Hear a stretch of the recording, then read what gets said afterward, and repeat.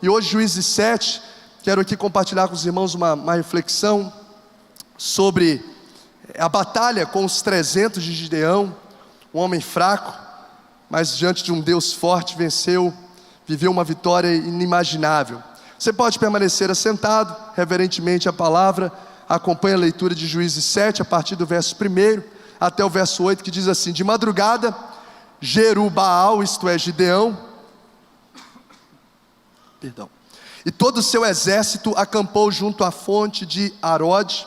O acampamento de Midian estava ao norte deles, no vale perto do monte Moré. E o Senhor disse a Gideão, o que ele falou? Vamos ler juntos, as versões são diferentes, vamos lá? Não tem problema não. Você tem gente demais. Vamos ler mais uma vez? Você tem gente demais. Tem gente demais para eu entregar Midian nas suas mãos, a fim de que Israel não se orgulhe, não se vanglorie contra mim, dizendo que a sua própria força o libertou. Anuncie, pois, ao povo que todo aquele que estiver tremendo de medo, estou lendo a versão NVI, poderá ir embora do monte Gileade. Então, quantos foram embora, gente? 22 mil homens partiram e ficaram apenas 10 mil. 4. Mas o Senhor tornou a dizer a Gideão, o que ele falou novamente? Ainda há gente demais. Vamos dizer juntos, 1, 2, 3 e... ainda há gente demais. Desça com eles à beira da água, e eu separarei os que ficarão com você. Vamos ler juntos essa frase? Eu separarei os que ficarão com você, disse o Senhor. Se eu disser, este irá com você, ele irá. Mas se eu disser, este não irá com você, ele não irá. Assim Gideão levou os homens à beira d'água, e o Senhor lhe disse: separe os que beberem a água, lambendo-a como faz o cachorro, daqueles que se ajoelharem para beber. O número dos que lamberam a água, levando-as com as mãos à boca, foi de 300 homens. Todos os demais se ajoelharam para beber. O Senhor disse a Gideão: com os 300 homens que lamberam a água, livrarei vocês e entregarei os medianitas nas suas mãos. Com os 300 homens que lamberam a água, livrarei vocês e entregarei os midianitas nas suas mãos. Mande para casa todos os outros homens. Verso 8 e último. Gideão mandou os israelitas para suas tendas, mas reteve os 300, e estes ficaram com as provisões e as trombetas dos que partiram. Jesus, tu és maravilhoso, nós te amamos, fomos criados pelo Senhor, desenhados no ventre da nossa mãe pelo Senhor, e fomos também criados para o Senhor. O Senhor não só nos formou, mas o Senhor nos formou para Ti. Fomos formados por Ti e para Ti. E a nossa vida só tem sentido se nós vivermos todos os dias para a glória do Teu nome. Te agradecemos por esse privilégio indescritível de nos reunirmos na Tua casa e podermos aqui, ó Deus, ouvir a Tua voz através da Tua palavra e prestar um culto ao Senhor. Nós estamos aqui por causa do Senhor. Nós estamos aqui para adorar aquele que é Rei dos Reis e Senhor dos Senhores. E como nós amamos ouvir a Tua voz. Tua voz é poderosa. Tua voz nos resgata do império das trevas e nos transporta para o reino do Filho do Seu amor. Tua voz dá direção para nós. É a palavra do Senhor. Muito obrigado. E nós pedimos que o Senhor venha fazer essa voz ecoar, não só na nossa mente, mas sobretudo no nosso coração. E transformar tudo aquilo que precisa ser transformado pelo poder dessa palavra, que é a espada do Espírito. Muito obrigado, Jesus. Nós oramos agradecidos desde já por tudo em nome de Jesus. Amém.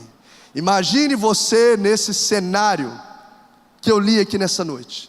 O Brasil, via de regra, nossa geração não experimentou ambientes de guerra. Glória a Deus por isso.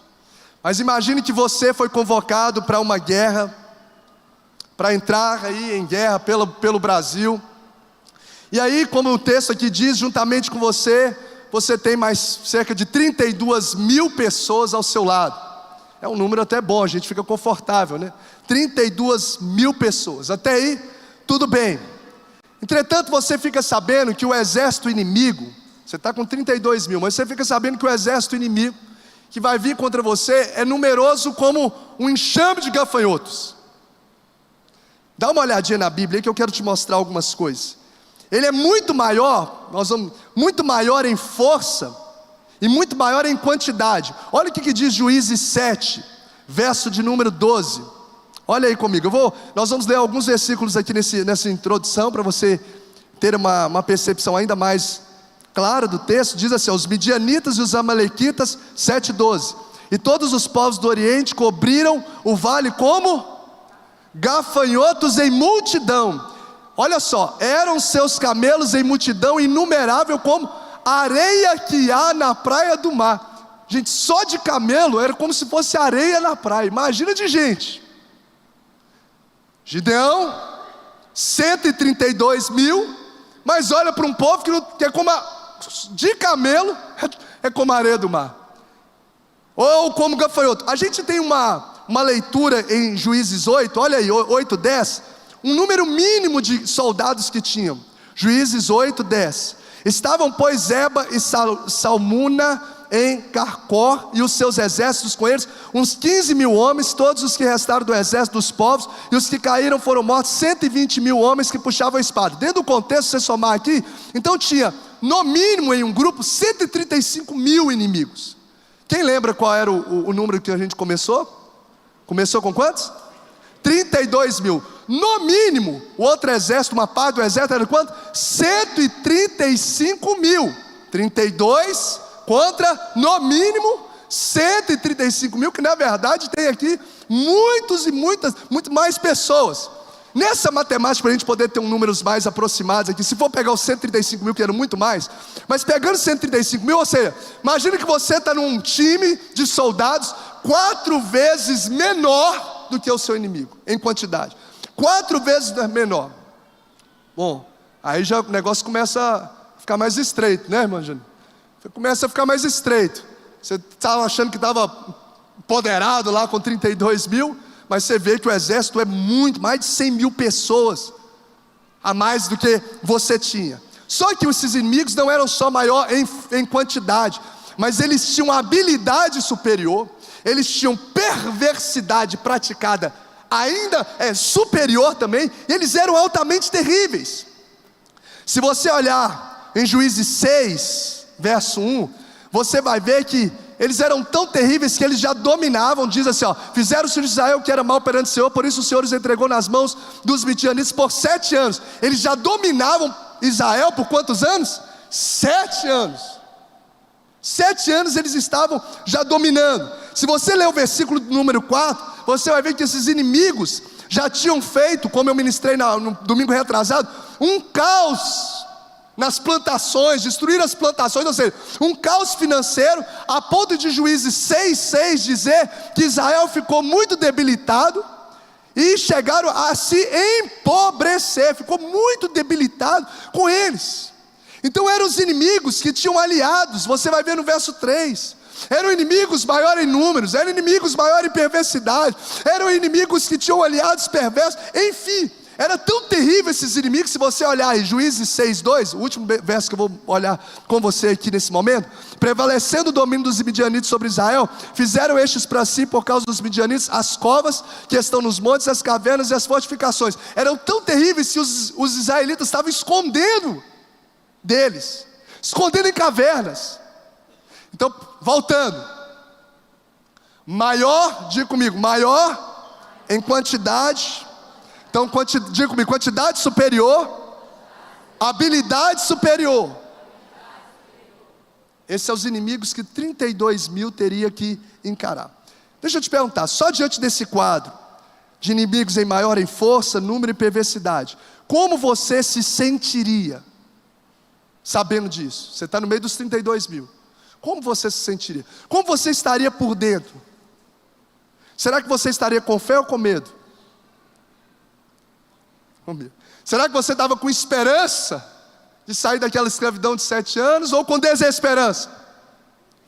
Será que você seria uma das pessoas que estavam dispostos a lutar, mesmo diante desse quadro visual, ou a desistir? Bom, você recebe uma notícia, Klaus, de que desses 32 mil que você está junto com você, 22 mil desistiu. Já estava realmente distante a realidade. 22 mil desistiu de lutar. Juízes 7:3 nos fala que eles estavam tremendo de medo, esses 22 mil. Gideão falou, ó, quem tiver, o próprio Deus deu essa estratégia, anuncie, só fala, quem tiver com medo, tremendo de medo, pode ir embora.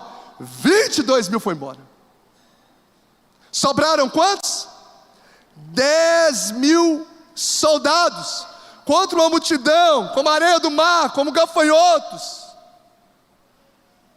10 mil soldados. Será que eu e você estaria no meio dos 10 mil?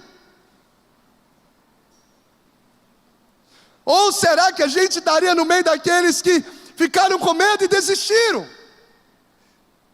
Para poder ajudar a gente, o negócio fica mais estreito. Meu Deus, ainda bem que a gente não estava nessa época, né, gente? Já pensou? Para ficar mais estreito, dos 10 mil, 9.700 foram desclassificados no teste de Deus. 10 mil, estou no meio dos 10 mil, 22 foi embora, estou animado ainda. Ou não, né? Deus dá um teste, e do teste de Deus, 9.700 são dispensados pelo próprio Deus, porque o texto diz aqui, o Senhor disse, eu vou separar quem vai ficar com você. E Deus mandou embora 9.700. E Deus deixou só 300 com Gideão. E o Gideão foi o cara que depois que Deus separou os que iam embora, foi o cara que mandou os israelitas para a sua tenda. Juízes 7:8 diz assim, Gideão mandou os israelitas para a sua tenda, sobrando apenas 300 homens. No início era 4 vezes menor, se a gente comparasse com 135 mil, os soldados que a gente começou aí no início da batalha com 32 mil. Agora, com 300, sabe quantas vezes menor?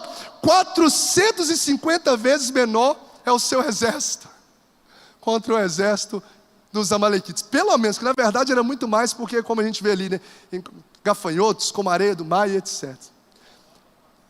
Um soldado para 4 mil, olha só. Já pensou? Pega você contra 4 mil pessoas. Cada 4 mil um soldado para lutar. Meu Deus. Ou seja, dos que começaram, nós estamos bons hoje na matemática, hein? Graças a Deus tem os universitários aqui para nos ajudar. Dos que começaram, menos de 1% se posicionaram para lutar. 32 mil, sobraram quantos? 300. Menos de 1% não retrocederam. Menos de 1% se posicionaram para lutar. Pergunta fatídica, que põe talvez todo mundo fora dela. Qual grupo você estaria? Você estaria no meio dos 22 mil, que fugiram de medo já no primeiro momento, que saiu no primeiro momento ali só uma voz que ecoou, uma voz que falou, Senhor, saiu fora. Ou você chegaria ao número dos 10 mil que não tiveram um medo aqui inicial, mas que não passaram no teste de Deus e foram dispensados por Gideão? Ou você seria um dos 300? Vê se quem está do seu lado está com cara de ser um dos 300 aí. Ou você seria um dos 300 que se posicionaram, que creram, que venceram a batalha, que viveram essa vitória indecifrável. Quem seríamos nós nessa batalha? Esse texto, ele nos narra exatamente essa história de um exército pequeno, mas compostos por homens valentes, cheios de fé, que se movem aqui por uma palavra e viveram uma vitória indecifrável. É essa história que nos mostra, tão conhecida a história de Gideão, que com apenas 300 homens, destruiu um inimigo altamente perverso, dominador, derrubou um incontável número de exércitos inimigos dos midianitas, se movendo. Preste atenção, o Gideão com 300, ele vence essa batalha, se movendo apenas por fé e por uma palavra. Procura a arma aí, procura espada aí, procura escudo aí, procura qualquer artimanha. Eles venceram apenas por fé, porque ele está na galeria da fé, e por uma palavra. Eles não tinham arma. O texto descreve que eles tinham cântaros, jarros, eles tinham tocha e eles tinham, além de uma trombeta. Cântaro, tocha, trombeta. Não tinham armas, não tinham habilidade de guerra, porque estavam dominados há 7 anos, e não tinham um líder especializado em batalhas. Porque o Gideão, que nós vimos há 2 domingos atrás, não é um homem que era um guerreiro de batalha, mas era um homem o quê? Agricultor. Era um homem comum, era um homem que ele mesmo: eu sou menor à casa do meu pai. Mas o que me chama a atenção, e eu gostaria que isso ecoasse como voz de Deus no seu coração, mesmo que eles não tinham armas, não tinham habilidade, não tinham um líder especializado na arte da guerra, eles tinham uma palavra, eles tinham uma promessa e eles tinham a presença de Deus. Guarde isso: eles tinham uma palavra, eles tinham uma promessa e eles tinham a presença de Deus. Sim, que eles tinham uma palavra, eles tinham uma promessa e eles tinham a presença de Deus. Vamos dizer juntos: eles tinham uma palavra, eles tinham uma promessa e eles tinham a presença de Deus. Querido, o que nos garante vitória nas batalhas não é a habilidade das nossas mãos, nem o número de pessoas que nos cercam, mas é nós temos a palavra, é nós temos a promessa e é nós temos a presença de Deus. O que vai nos garantir? Diga para quem está do seu lado assim: pega esses 3 P's para a sua vida. Diga para quem está do seu lado, se o Mateus estiver aí, pode vir aqui tocar. Diga para quem está do seu lado: pega esses 3 P's, fala os 3 P's para ele aí. Pega esses 3 P's para a sua vida. É isso que você precisa diante de qualquer batalha: palavra, promessa e presença. Palavra, promessa e presença. Diga para quem está à sua esquerda: é isso que você precisa: palavra, presença e promessa de Deus sobre as nossas vidas. Isso basta. Se temos a palavra, temos tudo. Se temos uma promessa, tem aquele que é fiel, que cumpre, ainda que sejamos infiéis, ele permanece fiel. Se temos a presença de Deus, acabou, porque se Deus é por nós, quem será contra nós? Juízes 6,16. Gideão recebe uma palavra no a sós com Deus. Gideão recebe uma palavra no secreto. E ele diz assim, Juízes 6,16. Sabe o que é a palavra que ele recebe? Eu estarei com você, respondeu o Senhor, e você derrotará todos os inimigos como se fosse um só homem. Eu estarei com você, e você derrotará os midianitas como se fosse um só homem. Uma palavra que ele recebeu no secreto se tornou uma vitória indecifrável no futuro.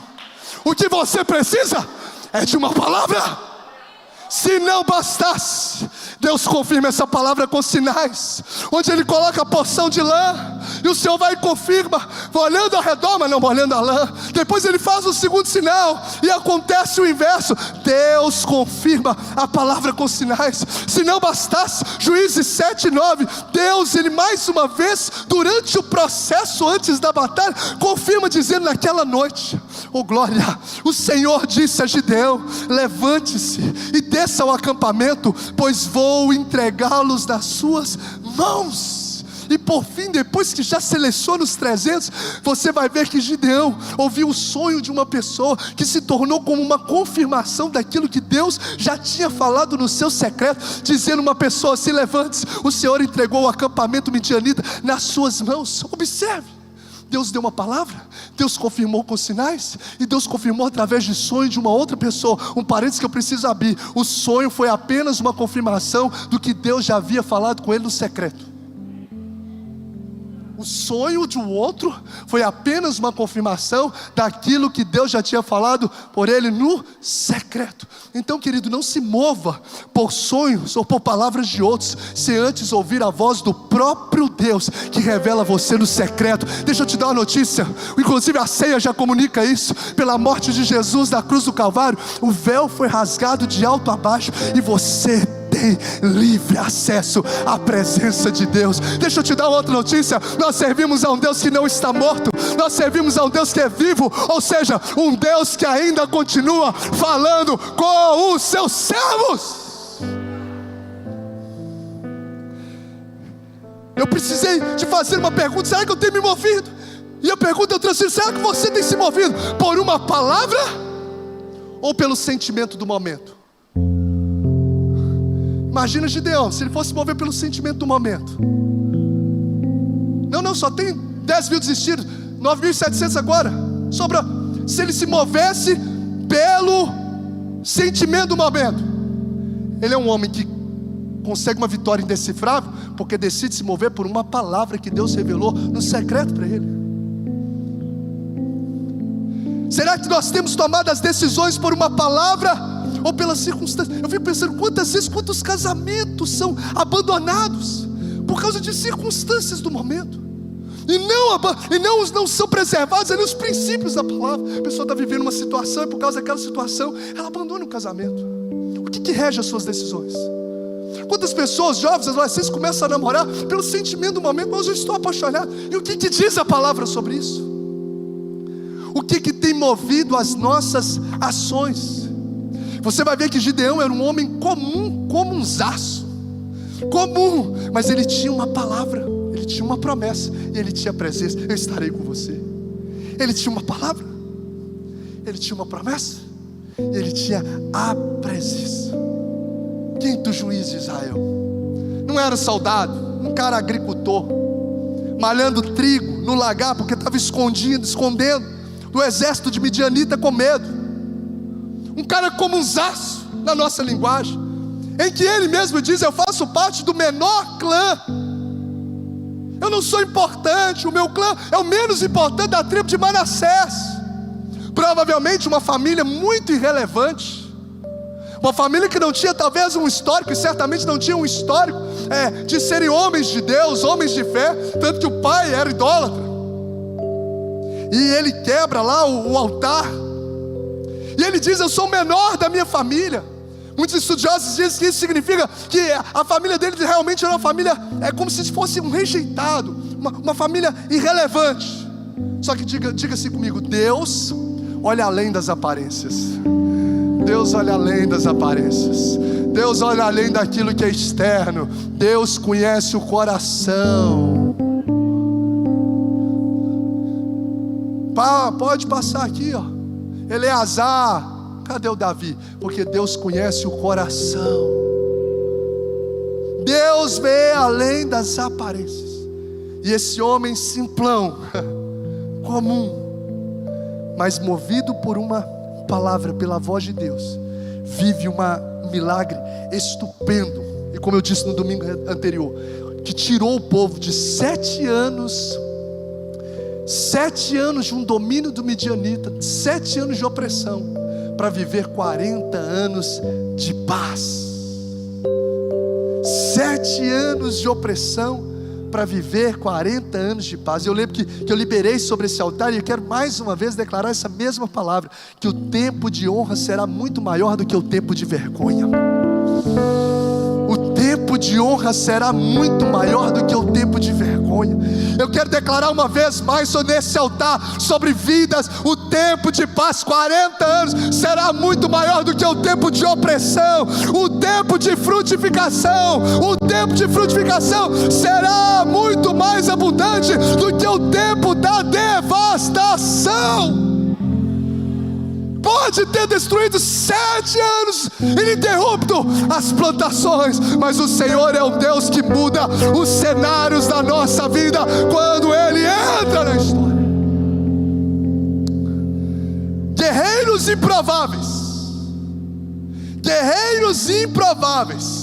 mas vencedores, precisam ter, anote isso, fé para obedecer. Guerreiros que são improváveis, mas se tornam vencedores, sabe o que eles precisam? Fé para obedecer. Vamos dizer essa frase juntos, 2, 3 e... fé para obedecer. Hebreus 11, 32 a 34 diz assim: que mais direi? Não tenho tempo para falar de Gideão, Baraque, Sansão, Jefté, Davi, Samuel e os profetas, os quais pela fé, conquistaram reinos, praticaram a justiça, alcançaram o cumprimento de promessas, fecharam a boca de leões, apagaram o poder do fogo, escaparam do fio da espada, da fraqueza tiraram força e tornaram-se poderosos na batalha e puseram em fuga exércitos estrangeiros, pela fé. Fé para obedecer. Gideão está nessa lista de Hebreus, da galeria dos homens de fé. Um homem que acreditou, que certamente talvez nenhum de nós acreditaríamos, que com apenas 300 homens venceríamos um exército de milhares de pessoas. Um homem que se moveu por fé. E ter fé é justamente isso. Ter fé é justamente você obedecer a Deus apesar do que você vê. Ver é uma realidade dentro de casa, ver uma realidade da vida do filho, ver uma realidade da vida profissional, ver uma realidade além daquilo que você vê. A fé é justamente isso, obedecer a Deus apesar de como nos sentimos. Porque por várias vezes você vai ver que o medo bateu a porta do seu coração, e o medo vai bater muitas vezes a porta do nosso coração, só não pode encontrar moradia dentro dele. Ter fé para obedecer é justamente isso, é você obedecer a Deus apesar das consequências. Eu vejo um vale de ossos secos, eu sinto um mal terrível de estar nesse ambiente, mas por obediência a Deus, eu creio que o Senhor vai mudar esse cenário. Fé para obedecer. Guerreiros improváveis se tornam vencedores quando tem fé para obedecer. Então deixa eu lhe dizer, pare de se mover pelo que você vê, comece a se mover por aquilo que você crê. Pare de se mover por aquilo que os seus olhos veem, comece a se mover por aquilo que o seu coração crê. Pare de falar o que você está vendo, comece a falar do que você vai ver. Comece a falar não o que você está vendo, comece a falar o que você vai ver. Comece a falar da promessa que Ele já liberou. Os midianitas vão ser derrotados, os midianitas vão ser derrotados. O tempo de opressão vai acabar. Comece a falar daquilo que você crê. Fé para obedecer, mesmo quando tem esse vale de ossos sequíssimos. Eu acredito, mesmo quando para a gente no meio do percurso e diga: para de incomodar o mestre. Vem Jesus e fala: não temas, crê somente, e a filha vai ressuscitar. Fé para obedecer é você acreditar, mesmo quando a tumba já está fechada 1 dia, 2 dias, 3 dias, nada mudou, mas eu continuo crendo que ao 3º dia a promessa daquele que liberou essa verdade vai cumprir. Ao 3º dia Ele ressuscitou e vive está para todos. Vou exaltar Jesus porque Ele vive, porque Ele ressuscitou, porque Ele é o Deus que não está morto. É acreditar Lázaro já tem 1 dia, 2 dias, 3 dias, 4 dias, já cheira mal. Não tem importância do que está cheirando, não tem importância do que eu estou vendo, não importa o que eu estou sentindo, importa é aquilo que eu creio. Importa é que eu creio no Deus que pode mudar todas as coisas. Guerreiros improváveis se tornam vencedores, eles por causa dessa fé. Essa fé para obedecer. Diga comigo, fé para obedecer. Diga comigo assim, santidade para se viver. Não tem como a gente se tornar esse vencedor como Gideão sem ter fé para obedecer e sem santidade para poder viver. Você vai ver em Juízes 6:25, se você puder ler aí, que faz sentido para nós. Naquela mesma noite o Senhor lhe disse: separa o 2º novilho do rebanho. Juízes 6:25, do seu pai, aquele de 7 anos de idade. Diga comigo, despedace o altar de Baal. Só quem está vivo agora, despedace o altar de Baal. Isso, que pertence a seu pai, e corte o poste sagrado de Aserá, que está ao lado do altar. Depois o quê? Faça um altar para o Senhor, o seu Deus, no topo dessa elevação. Olha o que Deus diz. O anjo dizendo para ele: despedace o altar. E nesse mesmo lugar onde o altar foi despedaçado, é para fazer o quê? Um altar ao seu Deus. Ser santo é justamente ser separado. Ele começou aqui a santificar o altar, tirando do altar aquilo que não agradava a Deus. Despedaçou o altar de Baal. E o texto diz que no topo dessa mesma elevação, onde estava o altar de Baal, Juízes 6, 26, ele levantou um altar para Deus. Está escrito aí, o local era o mesmo, o topo da elevação, mas a adoração tinha algo diferente. O local era o mesmo, mas a adoração ela tinha um alvo diferente. Não era mais para Baal, era para o Senhor. O local era o mesmo, mas a adoração tinha um alvo diferente. Não era mais a Baal, era para o Senhor. Eu fiquei olhando sobre isso e meu coração se encheu de fé, porque ambientes se transformam quando a adoração a Deus é o que prevalece naquele lugar. Ambientes se transformam quando a adoração a Deus é o que prevalece naquele lugar. Vou dizer mais uma vez: ambientes se transformam quando a adoração de Deus é o que prevalece naquele lugar.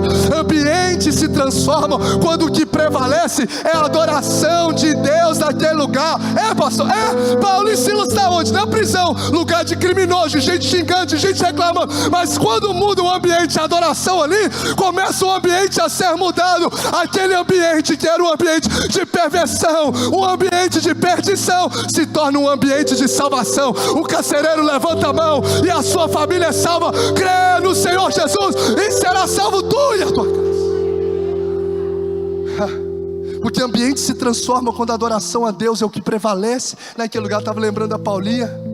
Cadê a Paulinha e a irmã Beth, que estiveram literalmente, né, numa cadeia, é isso? Numa penitenciária, eu não sei meio isso, regime fechado para mulheres, e que testemunhos lindos. Recentemente, tem menos uns 15 dias, 20 dias atrás,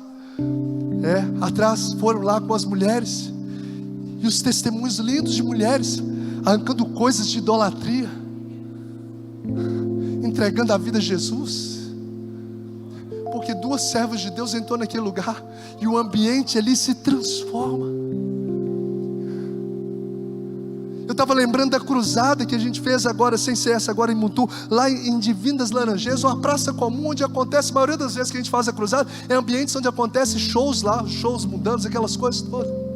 Mas quando a gente chega naquele lugar, faz lá. Quando a gente chegou naquele ambiente, ali se tornou, em Divinas Laranjeiras, por exemplo, um cenário de salvação de vidas. Um lugar onde a gente caía bêbado, começou a ser a gente caiu no Espírito de Deus. Onde muita gente estava nutrindo a sua alma para a perdição, começaram a nutrir a sua alma para a salvação. Foram, se não me falha a memória, cerca de 50 pessoas que tiveram um encontro com Jesus aquela noite. Você vai ver Gideão despedaçando o altar de Baal, e no topo dessa elevação, estabelecendo ali um altar a Deus. Um altar a Deus. Por que eu estou dizendo isso? Para liberar uma palavra sobre o seu coração. A santidade e a presença de Deus sobre a sua vida vai mudar os ambientes por onde você passar. A presença de Deus na sua vida. Eu lembro de um testemunho do Castilona, que andando no aeroporto, ele andando no aeroporto, as pessoas olhavam para ele e eram tomadas pelo poder de Deus. Eu lembro do testemunho, me fugiu a memória, de Charles Finney, que entrou dentro de uma fábrica de fazer tecidos, e caminhando, esse homem cheio, um advogado, porém se tornou um pregador da palavra, cheio da presença de Deus, entrou num ambiente comum, e ali aquelas pessoas começaram a chorar, sem aquele homem abrir a boca para falar nada. Tamanha era a unção e a presença de Deus sobre a vida dele. Pedro está andando nas ruas, a sombra de Pedro projetada sobre enfermos. As ruas comuns se tornam ambientes de milagres. A presença de Deus sobre a sua vida vai transformar o ambiente da sua casa, vai transformar em um ambiente de salvação, um ambiente de paz, porque você está lá. Eu tive a graça de ser alcançado por Jesus, eu e meu irmão mais velho. e nós podemos ver isso na nossa casa, pela graça de Deus. Hoje eu posso dizer, até o meu pai que faleceu, está na glória com o Senhor, que eu e a minha casa servimos ao Senhor Jesus. Você é um carregador da presença de Deus. Diga para quem está do seu lado: você é um carregador da presença de Deus. Você é um carregador da presença de Deus. Aonde você passar, a glória de Deus vai manifestar através da sua vida. Santidade, fé, coragem para lutar. Há uma diferença de bravura para coragem. Bravura é a capacidade de enfrentar situações mesmo sem medo, bravão. Mas coragem é você enfrentar situações mesmo quando você está com medo. E Gideão é um exemplo de coragem, porque por várias vezes ele não queria aceitar esse chamado. Por várias vezes, inclusive depois da seleção dos 300, Deus falou assim com ele: se você ainda tiver com medo, pega o fulano de tal e desce lá no acampamento, você vai ouvir algo que vai tirar esse medo ainda que está no seu coração. Ele era um homem que, mesmo às vezes diante de tantas confirmações, ainda tinha aquele medo no coração dele. Mas mesmo, ou melhor dizendo, apesar do medo, ele se move sobre uma palavra. Deus não te deu o espírito de medo, Deus não te deu o espírito de covardia, mas Deus te deu o espírito de ousadia. Talvez tem medos que estão batendo no seu coração, medos, pânicos, de coisas que você está, às vezes vem como solução e você vê como se fosse um fantasma. Às vezes medos acerca da sua família, acerca da sua saúde, acerca do chamado. Às vezes medos têm batido a porta do seu coração. Mas eu quero declarar em nome de Jesus o que a Bíblia reitera por inúmeras vezes. Segundo alguns estudiosos, cerca de 365 ou 66 vezes está a palavra o quê? Não temas, não temas, não temas, não temas, crê somente, porque você não está só. Diga comigo: fé para obedecer, santidade para viver. Diga comigo: coragem para lutar. Para a gente caminhar para o encerramento. Eu estava lendo Warren Wiersbe, um comentarista bíblico, e ele pontuou algo que eu achei interessante, onde ele fala que Deus muitas vezes permite batalhas ferrenhas da nossa vida para 3 coisas. Primeiro, para provar a nossa fé. Segundo, para estimular a nossa fé. E terceiro, para honrar a nossa fé. Você vai ver que o verso de número 7, capítulo 7, verso 2, o Senhor disse a Gideão: você tem gente demais, ainda tem gente demais. Deus está aqui testando a fé de Gideão ao peneirar 32 mil e deixar só apenas 300 com ele. Deus está testando a fé. Foi 10 mil embora, você vai continuar firme? Foi 22 mil embora, você vai ficar firme? Testando a fé. Foi 9.700 embora, você vai ficar firme? Testando a fé. Deus muitas vezes permite batalhas ferrenhas para testar a nossa fé. E esse segundo teste de Deus, depois daqueles 10 mil que restaram, que depois foi embora 9.700, você vai ver que Ele faz uma prova no rio. A forma como a pessoa vai beber água, algo comum no ambiente de guerra. Eles saíam, chegavam, encontravam algum riacho, algum ribeiro, algum rio, ia lá, tomava água. E eu fiquei pensando sobre isso, porque a gente nunca sabe quando Deus está nos testando com uma experiência comum da vida. Às vezes experiências comuns da vida são verdadeiros testes de Deus na nossa alma, testando a nossa fé no trabalho. Vai vir situações que Deus está permitindo para testar a nossa fé. Às vezes uma enfermidade, testando a nossa fé. Às vezes Deus vai permitir acontecer uma demissão, testando a nossa fé.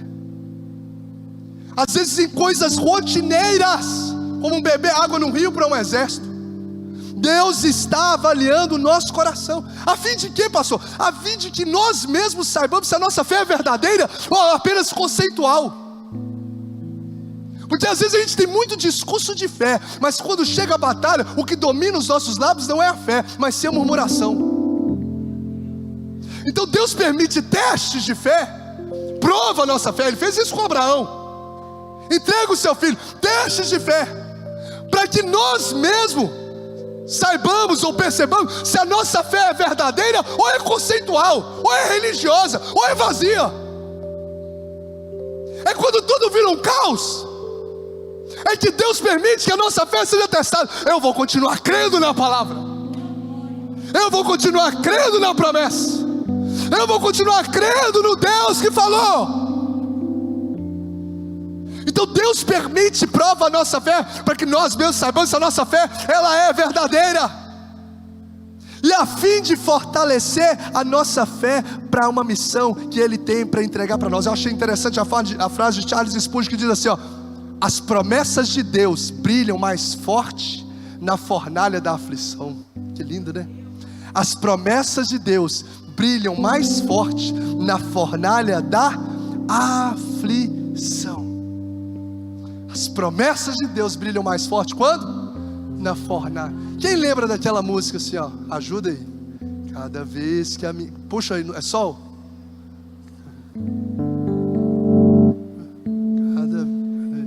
Calma aí. Olha o sol aí. Ajuda o pastor, pelo amor de Deus. Tá em sol mesmo? As montanhas. Tá desligado. Desertos e mares que atravesso me levam pra perto de ti. Minhas provações não são maiores que o meu Deus, e não vão me impedir de caminhar. Se diante de mim não se abrir o mar, Deus vai me fazer andar por sobre as águas, rompendo em fé. Minha vida se revestirá do teu poder, rompendo em fé.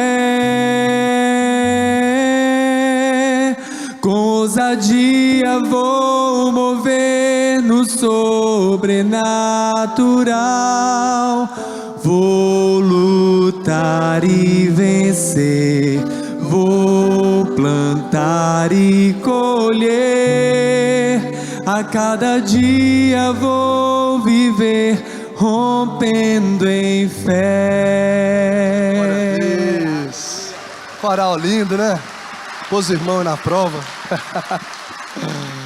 Olha, cada vez que a minha fé é provada, tu me dás as chances de... Deus testa a nossa fé, prova a nossa fé, Deus fortalece a nossa fé e Deus honra a nossa fé. Vamos dizer junto? Deus prova a minha fé, Deus fortalece a minha fé e Deus honra a minha fé. A última vez, Deus prova a minha fé, Deus fortalece a minha fé e Deus honra. A fé de Gideão foi descartada por Deus? Não. Deus honrou a fé de Gideão. A fé, ela honra Deus e Deus honra a nossa fé. Quando eu movo por fé, eu estou honrando a Deus, e Deus, Ele honra a nossa fé pela sua graça. Então eu quero declarar sobre a sua vida: receba a sua fé liberada sobre a sua casa, sobre os caos, sobre os desafios, ela nunca será em vão. O Senhor vai honrar a sua fé. Deus honra aqueles que se movem por fé. Você verá montanhas irremovíveis sendo transformadas, mudadas pelo poder do nome de Jesus. Você crê? Diz amém. Eu encerro. Deus prova, Deus fortalece, Deus honra a fé quando Ele nos permite estar diante de guerras ferrenhas. E por fim, qual que é a postura de guerreiros improváveis? Primeiro, eles nunca retrocedem. Guerreiros improváveis, mas vencedores, nunca retrocedem. 22 mil saíam. Porque o medo, ele é contagioso. E por isso que essa foi uma ordem de Deus. Eu estava lendo Deuteronômio capítulo 20, verso 8. Essa é uma ordem que Deus deu a Moisés para o povo. Para quem tiver medo é para ir embora mesmo. Olha só: por fim os oficiais acrescentarão: alguém está com medo e não tem coragem? Volte ele para sua casa, para que os seus irmãos israelitas também não fiquem desanimados. Se tiver com medo alguém, Moisés fala em Deuteronômio, na batalha, pede para voltar para casa mesmo, porque senão vai contagiar negativamente, porque o medo, ele é contagioso. 10 espias, os 12 espias, 10 espias com medo dos gigantes, contagiaram o povo todo. Preste atenção, o povo todo, a multidão, não colocou o pé na promessa por causa de medrosos que contagiaram ele negativamente. Somente Josué e Caleb. Você está andando ao lado de quem, hein? Porque às vezes nós vamos ser afastados da promessa de Deus, do ápice da terra prometida, que era a terra, era o novo começo, tudo que ele sabe, por causa de pessoas que estão tomadas não por fé, mas por medo ao nosso lado. Então, guerreiros improváveis, mas vencedores, eles nunca retrocedem, porque Deus não conta com covardes, Deus conta com gente que é corajoso. É melhor você ter 300 valentes do que 31.700 covardes na batalha. John Wesley diz assim, dê um exército de 100 homens que não temem coisa alguma, a não ser o pecado, e que não amam coisa alguma a não ser Deus, e farei estremecer as portas do inferno.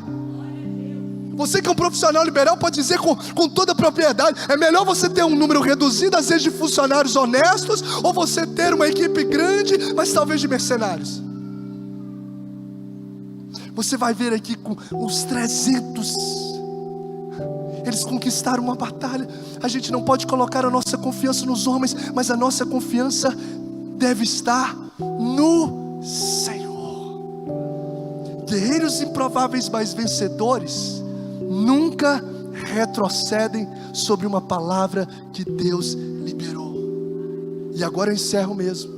Vencedores entendem que a vitória e a glória pertencem a Deus. Sabe por que Deus diminuiu o exército aqui? O texto diz, o próprio Deus já explica, verso 2: você tem gente demais para eu entregar Midian nas suas mãos, a fim de que Israel não se glorie, não se orgulhe. Não acha que foi a força do braço dele que conseguiu essa vitória?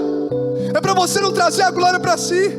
Então por isso que eu estou diminuindo, para que você entenda que quem fez isso, alguém tem dúvida de que quem deu a vitória nesse texto é o Senhor?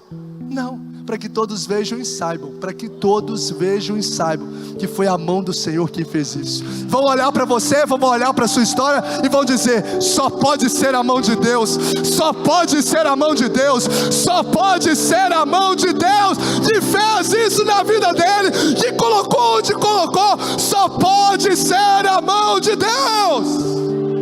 É para que todos vejam e saibam que foi a mão do Senhor. Pega cântaro,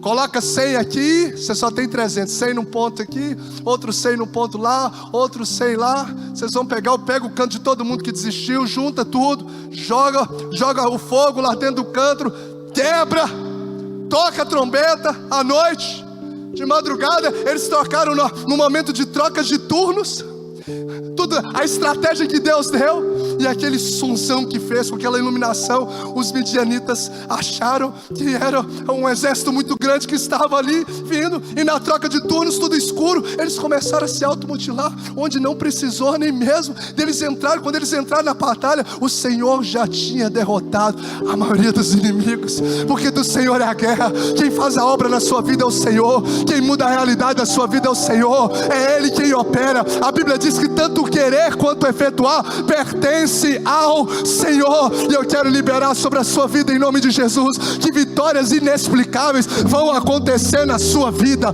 Vitórias inexplicáveis. Explica o que aconteceu. Eu não tenho como explicar, porque é o Senhor quem fez, e ponto final. Não importa a sua capacidade, não importa o que você tem ou deixa de ter, o que você precisa ter: a palavra, a promessa e a presença de Deus. Se você tem a palavra, se você tem a promessa, se você tem a presença de Deus, descansa o seu coração, porque o do Senhor é a guerra e Ele vai nos surpreender. Eu quero convidar você a colocar-se de pé em nome de Jesus. Espírito de Deus, nos dê fé para obedecer. Espírito de Deus, o ministério de louvor pode vir aqui à frente. Guarde no seu coração, feche os seus olhos. Só ouça essas. Confie no Senhor acima de qualquer coisa, porque Ele sabe o que faz. Feche os seus olhos e só ouça essas frases. Nem todos os que estão ao seu lado são tão valentes como você imagina, mas o Senhor, Ele é o Deus que peleja as suas guerras. Muitas pessoas ao nosso lado, nem sempre é o sinal do sucesso, então não tenha medo de ir adiante, mesmo que a batalha seja grande, porque Deus sempre dará a vitória àquele que lhe ouve. Qual o tamanho da sua guerra? Qual o tamanho da sua guerra? Qual o tamanho da guerra que você está enfrentando? Agora responde para a sua guerra. Qual o tamanho do Deus que você serve? Qual o tamanho do Deus que você serve? A sua missão sempre será maior que você, mas ela nunca será maior do que o Deus que te chamou. Se você está enfrentando uma guerra, não sei em qual área da vida, eu quero que você rapidamente tenha liberdade de vir aqui à frente. Nós já vamos passar para a ceia do Senhor, mas eu quero te dar fazer esse convite, melhor dizendo, para você. Por quê? Porque o Senhor quer fortalecer a fé de soldados aqui nessa casa. O Senhor quer fortalecer a fé. Ele vê os nossos medos e fortalece a nossa fé. Se você está enfrentando uma guerra, eu não sei, Pedrinho, se você conhece, mas você pode tocar aquela música Assim Eu Luto as Minhas Guerras.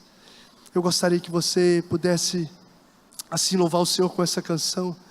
E eu quero orar aqui nessa noite, Espírito de Deus, sobre essa palavra. Orar sobre essa palavra, para o meu e para o seu coração. Se você está enfrentando uma guerra, Deus te trouxe aqui para fortalecer o seu coração. Então deixe o seu lugar e vem aqui à frente. Eu não sei se é na família, se é no casamento, se é na saúde, se é na vida espiritual, se é vida ministerial, se é na mente, se é nas emoções, se é uma depressão. Eu não sei se é contra talvez um vício. Eu não sei qual é a guerra que você está enfrentando, se é por dentro, se é em casa, mas talvez você está enfrentando uma guerra. Você precisa às vezes tomar uma decisão. Você está enfrentando uma guerra, e hoje Deus está te dando as direções. O Senhor está falando com você, filho. Se mova sobre uma palavra, se mova sobre a promessa, se mova sobre a presença. O que você precisa para vencer essa batalha é palavra, é promessa e presença. Se você não lembrar nada dessa mensagem, lembre desses três P's que devem reger a sua vida, as suas guerras: palavra, promessa, presença. Palavra, promessa, presença.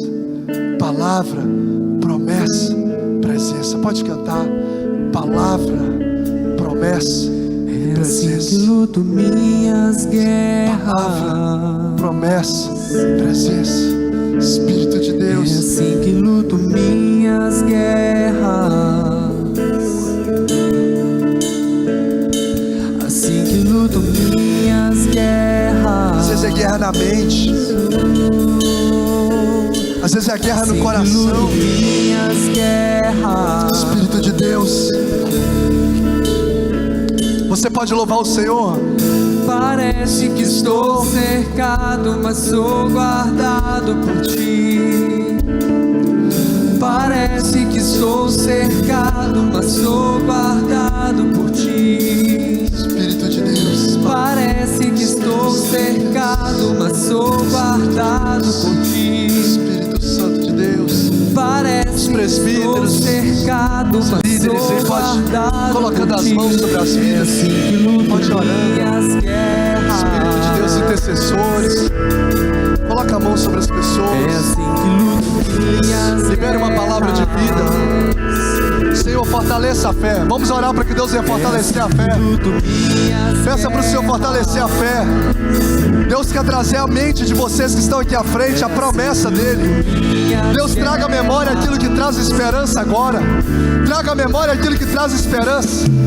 Traga a memória, se Jesus falou que você vai passar para o outro lado, não importa a tempestade do processo, a promessa e a palavra vai acontecer, a tempestade vai acalmar, no tempo certo ele se levanta. Espírito de Deus, Parece que estou Espírito de Deus, sou guardado. nós lutamos as nossas guerras, não com a força do nosso braço, mas o poder do Teu nome. Sim, Deus, assim que eu luto minhas guerras. Quero ouvir sua voz cantando enquanto os obreiros estão orando. Espírito Santo de Deus, Espírito Santo de Deus, Espírito Santo. Assim que luto minhas guerras, assim que luto minhas guerras, assim que luto minhas guerras, assim que luto minhas guerras.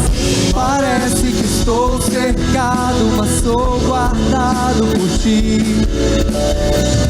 Parece que estou cercado, mas sou guardado por ti, Jesus. Parece que estou cercado, mas sou guardado por ti. Parece que estou cercado, mas sou guardado por ti. Que luto minhas guerras. Quero convidar o presbítero Mateus para fazer essa oração pelos esses irmãos que estão aqui. Assim que luto minhas guerras. Pai, nós te louvamos, ó Pai. Te louvamos que o Senhor não nos deu, ó Pai, espírito de medo, ó Pai. Pai, que nós temos Seu Espírito Santo, Espírito, Pai, de coragem em nossas vidas. Senhor, Pai, como Gideão, ó Pai, mesmo diante da diversidade, do número de inimigos, ó Pai, ele estava firmado na palavra do Senhor, ó Pai. Ele estava firmado nas promessas do Senhor, porque em Ti nós somos mais que vencedores, ó Pai. Pai, a Tua palavra diz que ao nosso derredor está o nosso inimigo, mas ao nosso redor está aquele, Pai, que é o leão da tribo de Judá, aquele que nunca perdeu a batalha e não há de perder, porque nós servimos o Senhor dos exércitos, ó Pai, e esse Senhor dos exércitos está conosco, ó Pai. O Senhor nos guarda, o Senhor nos livra, Pai. Nós somos provados, Senhor, para que nós possamos crescer em Ti, de fé em fé, de glória em glória, Pai. A nossa caminhada é firmada por fé, não é pela nossa força, Pai. Não é pela nossa força, é no nosso quebrantamento, na nossa fraqueza, que o Senhor se mostra grande em nossas vidas, porque não é para nós gloriarmos, é para gloriar no Senhor, ó Pai. Pai, tira todo medo, ó Pai, tira todo medo que assola os corações, a mente, que tira o sono, que nos impede de caminhar, de agir, ó Pai, no Teu reino, de nos posicionar, Pai, mas coloca em nós fé, em nossos corações, a mente é a nossa fé, que nós possamos prosseguir para o alvo que é Cristo Jesus. Senhor, nos dê coragem. Quando o Senhor chamou Josué, falou: seja corajoso. Pai, que sabemos, Senhor, que o medo pode atrapalhar, pode nos impedir, Pai, mas quando nossos olhos estão firmados no Senhor, não é pela nossa força, não é por vista que nós caminhamos, mas é por fé. Que a nossa fé esteja firmada no Senhor, ó Pai. Que os nossos olhos estejam no Senhor, porque essa batalha não é nossa, é do Senhor e já está vencida pelo poder que há no nome de Jesus. Que nós possamos tomar fé, enche de fé os nossos corações, em nome de Jesus. Amém, amém. Você pode se colocar de pé, vamos cantar um coro para a gente poder finalizar esse momento juntos. Assim eu luto minhas guerras. Declare isso, vamos fazer igual o Gideão e os 300. Vamos tocar a trombeta. Vamos celebrar o nome do Senhor. Como eles foram pela batalha, pela espada de Gideão, pelo Senhor e por Gideão, pelo Senhor. Vamos lá. Assim eu luto minhas guerras. Parece, declara. Parece que estou cercado, mas sou guardado por ti. Parece que estou cercado, mas sou guardado por ti, Jesus. Parece que estou cercado, mas sou guardado por ti. Parece que estou cercado, mas sou guardado. Vamos aplaudir Jesus, aleluia! Oh Jesus, nos dê a fé de Gideão, em nome do Senhor. Quem faz parte dos 300 aí diz glória a Deus, por fé, isso aí, por fé. Amém? Pega o elemento da ceia e você que vai participar. Que maravilha. Esse Jesus que morreu na cruz do Calvário, enquanto comiam, tomou Jesus um pão e abençoando, partiu e o deu aos discípulos, de pé como você está, dizendo: tomai e comei, esse é o meu corpo. A seguir tomou um cálice, tendo dado graças, o deu aos discípulos, dizendo: bebei dele todos, porque esse é o meu sangue, o sangue da nova aliança, derramado em favor de muitos para a remissão de pecados. E digo-vos que dessa hora em diante não beberei deste fruto da videira, até aquele dia em que o hei de beber novo convosco no reino do meu Pai. Uma das ordenanças que Jesus nos deu, o batismo e a ceia do Senhor. É um memorial onde nós paramos tudo, tiramos o foco dos problemas, tiramos o foco daquilo que nos cerca e colocamos os nossos olhos na cruz do Senhor. Fazer isso em memória de mim. É o momento da gente olhar para trás e olhar o sacrifício de Jesus na cruz do Calvário.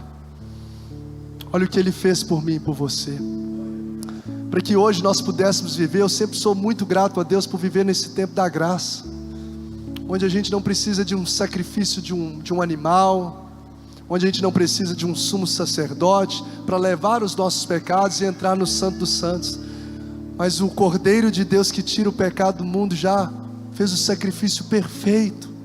E hoje você aí na rua, dirigindo no seu carro, você pode estar andando de bicicleta, você pode estar no seu quarto, você tem livre acesso ao Santo dos Santos. A salvação é de graça, mas o preço foi altíssimo, altíssimo. E eu gostaria que você erguesse esse pão aos céus, que é o símbolo do corpo partido de Cristo na cruz do Calvário, e fizesse uma oração agora. A Bíblia manda examinar a nós mesmos. Então eu gostaria que você fizesse uma oração de gratidão a Deus pelo sacrifício na cruz do Calvário, e de alinhamento do seu coração diante do Senhor, de pedir perdão aos pecados. Isso é um momento seu com Deus. Aproveita para confessar. A Bíblia diz: examine-se o homem a si mesmo, e então coma do pão e beba do cálice. Pai, muito obrigado por esse momento tão ímpar, esse momento que o Senhor não fez com uma multidão. O Senhor fez isso, como nós lemos, com os teus discípulos, com quem tinha aliança contigo, com quem andava com o Senhor. E nós te agradecemos, ó Deus, por podermos, alcançados pela tua graça, podermos celebrar esse momento da ceia do Senhor. Pedimos perdão pelos nossos pecados. Vê se há em nós algum caminho mau, seja pecados de pensamentos, sejam pecados de palavras, sejam pecados de atitudes, sejam pecados de motivação, sejam pecados de omissão, sejam pecados, ó Deus, de ações, sejam pecados de relacionamentos. Que o Senhor, ó Deus, tenha misericórdia de nós, tem misericórdia de nós, perdoe os nossos pecados, santifica a nossa vida, Pai, e nos prepara, Deus, para sermos, ó Deus, como uma adoração, como um aroma suave diante do Senhor. E os teus filhos, ao comerem desse pão e beberem do cálice, Deus, seja derramado sobre cada vida, sobre cada coração, esse renovo desse amor, dessa graça, dessa presença do Senhor, no nome de Jesus. Você pode comer do pão. Salvador, Santo, morto em meu lugar,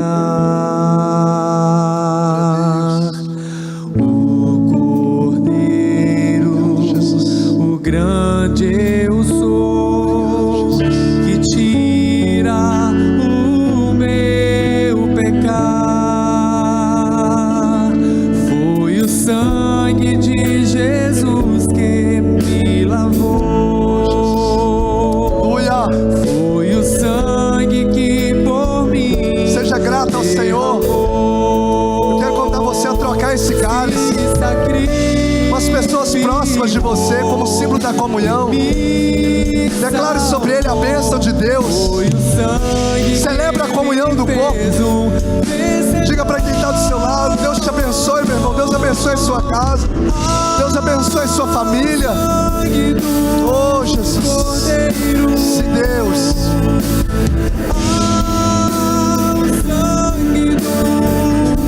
Celebre a comunhão.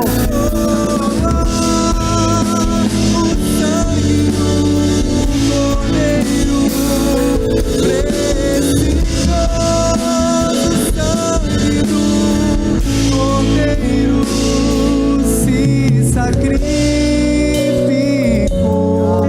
e me salvou. Foi o sangue que me fez um vencedor. Foi o sangue de Jesus que me lavou. Foi o sangue que por mim derramou. Se sacrificou e me salvou.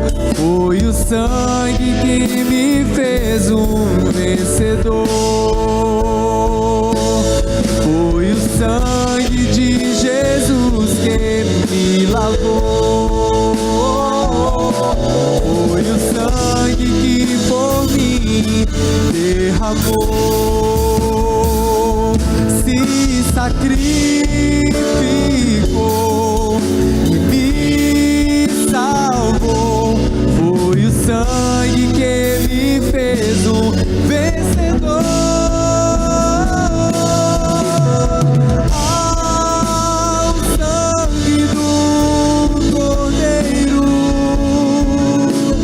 ao sangue do Cordeiro, o sangue do Cordeiro, precioso sangue do Cordeiro. Se sacrificou e me salvou. Foi o sangue que me fez um vencedor. Queria trocar com todo mundo, mas não vai dar tempo, não, né, Pedro? Você canta mais umas. Glória a Deus. Ó, quão bom e quão suave é viverem unidos os irmãos, né? Ali o Senhor ordena a bênção e a vida para sempre.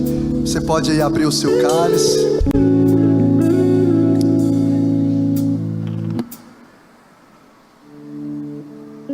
Eu gostaria que você, com toda devoção, com toda gratidão, que ambiente de presença de Deus. Quem está sentindo a presença de Deus aqui? A doce presença de Deus, né? Deus muitas vezes vem como um fogo, vem como um vento impetuoso, e muitas vezes vem como uma brisa suave. Deus está como uma brisa aqui nesse momento. Eu gostaria que você, com toda devoção e gratidão, você tomasse desse cálice, em nome de Jesus. Não há maior amor, maravilhosa graça. Eu pecador, e mesmo assim derramou seu sangue por mim.